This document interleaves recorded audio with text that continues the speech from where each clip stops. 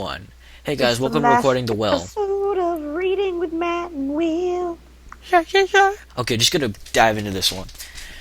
It's really long, so there's probably gonna be a two-parter. We were told to stay clear of the well. Most of the time we did. No one knew why, and no one cared. Down in Innsmouth Road and long abandoned row of crumbling houses on the way to school. It lay beneath the shade of a droopy branched willow. In front of the old Leo Botwit's house, the house itself had fallen down years ago. The expansive section was now consumed in thick weed and wildflowers. But we seldom played there. We didn't like being amongst the derelict homes and decaying foundations, and I would run past the well whenever I had to pass it alone. The footpath sloped dangerously close to the well, bare opening itself hidden in long grass. Where the light touched the topmost part of the gaping pit, a mossy brick inner surface was just visible. Below that there was only darkness. Me and Henry walked down the Innsmouth Road every... some stupid pop-up came up. Some windows, some extreme... no, whatever. Me and Henry walked down the Innsmouth Road every day after school. Our friendship was unlikely one. Henry came from a poor town down south. His family was neither prominent nor wealthy, and it was new in a very old city. Raised as an only child by his mother, Henry had a fair life, such a nice kid. Of course, I had no idea at the time.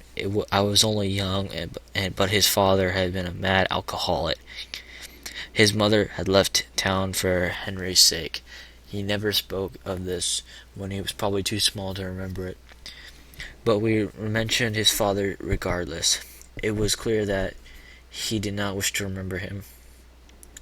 Henry was not particularly a bright student either. The day we met was the first day of school, when he learned across from a desk of mine and asked if he could copy my answers. The test was for math, hardly my strongest subject, but I beat him up for it anyway. After school, he nearly... he keeps asking me this crap. Hold on. Okay, now that shit's done. Oh, Will, What? I figured out what we can do tonight, which Hold I'll on. talk to you about after this episode. Okay. Without beating him up. After school, I nearly passed out from the sun alone. I felt bad about beating him up as I'd done it. He was short, skinny kid, and he couldn't put up much of a fight. I bought him an ice cream that day, and we talked properly for the first time. Afterward, we became inseparable, even though I played football on hot days, and he stayed in the library and read. Even though he copied my answers in every test, we were best friends. Dude, I wish I had a friend like that, but of course I'm homeschooled, so the only friend, parentheses, hateable person, is my brother. In the bitter wind and stinging rainfall, we did not laugh our share of the day's experiences with each other as usual. We endured the storm together in silence. We could usually go down to Church Street and the arcade in town, but today it was pouring with rain. The storm was one of the worst I'd ever seen. The gutters were overflowing like flooded rivers, and the bare foundation of the Innsmouth house creaked and groaned in the wind, surrounded by the constant moaning of the old homes and boarded up screeching wind and the ice-cold rain. We were only determined to get home. I lived further than Henry on Mary Avenue. I walked hastily, dripping wet. We walked straight ahead until we reached the well, slope more evident than ever today. Rainwater rolled down the draining into the hidden pit below, where anyone other than us walked past at the point of this time. Other than us to walk past at that time, they would have not even noticed the well mouth, wide open and hungry. We turned to look in that direction, an unspoken acknowledgement of our fears that we performed daily. It was then that Henry fell. He had misplaced a single step and collapsed with a painful muffled cry into the onto the concrete. Blood from his nose mixed in with the rain and slowly disappeared as he tried to get up. Pushing his body up on one arm and straps on the other, he slipped, and his yells echoed down the empty road. He slid down too far for me to catch his hand. His chin hit the concrete, and he let out a painful yelp. The skin that had ripped deep. I called his name and ran toward him. The wind struck me so hard I toppled down. I rolled across the slope, registering a sudden sharp pain in my side. I fell in the swamped weed, mud soaked through my skin. "Henry," I cried, reaching my arm out blind. A sob of terror came from up ahead. I forced my eyes open to saw Henry, no more than a foot of where I lay, hanging desperate into the wall, opening his chin. Onto the wall, opening his chin, dripped blood. He slipped. His slippery fingers were only barely keeping hold of the mud-covered brick. Hold on, let me scroll down. "Henry," I called again, willing myself to get up. As soon as I began to pull myself out of the weeds, the pain had on my side burn. I sat spasms of pain shaking through my bones. I collapsed in pain and tried to call his name again. I wanted to get up. I tried again, but this time his screams guide my hands me as a hand slipped. One more, the pain, an unbearable pain, sent into the dirt, so close to his little fingers. "Help," he screamed over the rain. "Please help me." I'm scrolling down again. I lifted my head feebly to see Henry's eyes filled with tears. With one last sob of fear, his hand slipped. In an instant, he vanished into the well. At that stupid sound, someone saw the top of his little brown head slip out of view.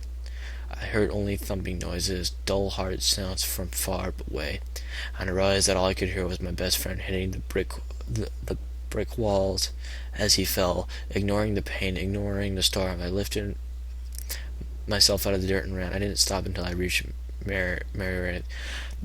I got home, found my mother waiting for the steps, her face wide-eyed, and her mouth curled. "Where have you been? Get in here," she hissed. Her words were insurrected and drawn out. I stumbled in the door, leaving wet footprints on the carpet.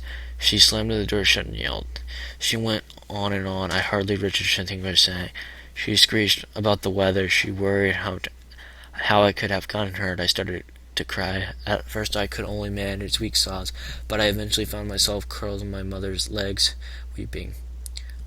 Her anger was surprise, guilt perhaps. She asked what was wrong, why I was crying. I only bawled out more, knowing I could never tell her I was ashamed unless my best friend died. Okay, I was kind of reading fast there. Okay, as I catch my breath, you can make comments. God dang it. You dropped your mouse, didn't you? Yeah. Okay, I caught my breath, so I'm good. Okay, so, so basically, his friend died. Wow, were you even there? I was. His friend died. Okay. And he let him die. Okay. The search for Henry was longer and more painful than I ever imagined it could be. His mother rang us first. I told her I hadn't seen Henry after school that day. I told her I didn't know where he was. What I didn't tell her was I watched as Henry fell to his death. What I didn't tell her was that I killed her son. How did he kill him? I don't remember. I couldn't remember that. Okay, he fell down a well. He didn't kill him. He was kind of weak though. He let him die. Henry's and accidentally. What I didn't tell her was Henry fell to his death. After 3 weeks, Henry's photograph was in the newspaper. We saw his mother on the television often. Children at school spoke to me. Teachers spoke to me.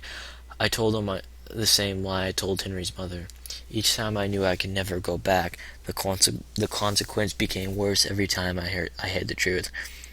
Eventually, I knew I could never tell anyone what had really happened that day. Sometimes I like to believe it myself that I had not for once walked with Henry that day, that I was mourning his disappearance and not his death. The well was never even checked because I said I had not walked with him that day. The teacher claimed that I have not seen him walking in the direction of the church street, and it was presumed I had gone to the arcade. Murder was suspected. Church Street corner was where we met every day. After that, I took the Church Road route. It was much longer. Ugh. Okay, scrolling down. I think we're almost at... No. Well, guess what? What? Matthew's almost done with the arena. All he's got to do is type in one more command. Okay, whatever. By the time I was 13, no one spoke of Henry anymore. The police search ended indefinitely after a year, having found no evidence. Until any emerged, they could not do anything but wait. Henry Mothers left town a year later. As I grew up, I began to disbelieve that I had ever known Henry at all. I told myself that I had been walking home alone that day, that Henry boy, the quiet one I never talked to, disappeared. I would have wondered if they ever find him. By my last year of high school, I made new friends, mostly footballers like me. The times changed quickly. We went from playing at the arcade to getting drunk as so soon. Girls and cars were more important to me than cheating on math tests and buying ice cream. One day, as I was walking home, I found myself enduring the worst storm our town had seen in 11 years. We had to cancel our after-school match. I was devastated as I heaved through the immense force of the wind and piercing to its occurrence that church, and we nearly a long walk in this weather. I like this. I was surely better off taking the Innsmouth route. No, dumbass. Just really, no, that's not a good idea. The road was lined with decaying houses. I passed caved-in roof and overgrown rubble. All this was trying to force myself through the ice-cold storm. It was as I walked past the rumbling area of pavement, and a shiver crawled through my skin. I turned to see a black pit of the earth, half hidden in the grass. How I had even noticed it, shadowed as it was beneath an willow branch that abandoned me. I slowly turned to continue walking against the storm, just in time to see a length of corrugated iron come slow howling through the air. I was paralyzed in shock when it struck me, throwing me back and sending me a taste of blood rushing to my mouth. I felt myself hit something hard, and then light rapidly spiraling away from me. Cold air swept past my feet in the bold rush to my head. As I descended even further, the light growing even dimmer to the distance. As you can obviously tell, some sort of weird iron came and hit him, and he fell into the well. What? He fell into the well. Where have you been? I'm confused by the story. I have been listening, but it's confusing me. Yeah, it is kind of confusing. Basically, his friend died. He went back, and he totally forgot about his friend because he's a douche. Yeah, all football players are like that. Joke. And he went, and there was another really bad storm, and he went by the